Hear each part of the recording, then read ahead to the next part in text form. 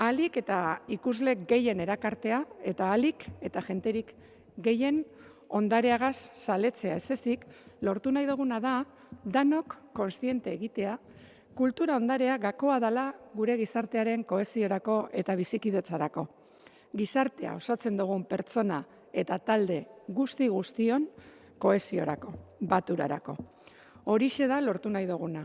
Kultura ondarea bardintasunerako tresna eta integraziorako eta elkarren onarpenerako eta aitortzarako topaleku bilgune izatea. Danontzat, ondarea ere halaxe dalako, danontzat, danona. Hala ulertu behar dugu.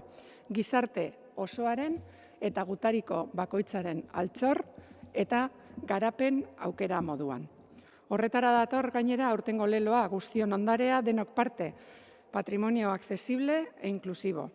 Lelo honek ezin hobeto finkatzen dau bizipenak eta ikuspegiak alkarri azaltzeko eta danontzako moduko programa gauzatzeko esparrua. Beti pertsonak erdigunean jarrita.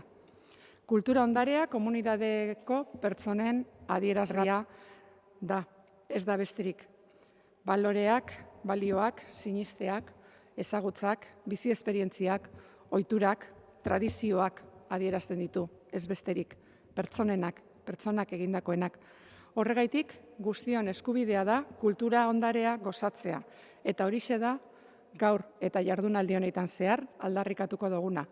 Ondare inklusiboa, kidetasuna, libre, lasai, oztoporik gabe, bizi izatea geure kultur esperientzia.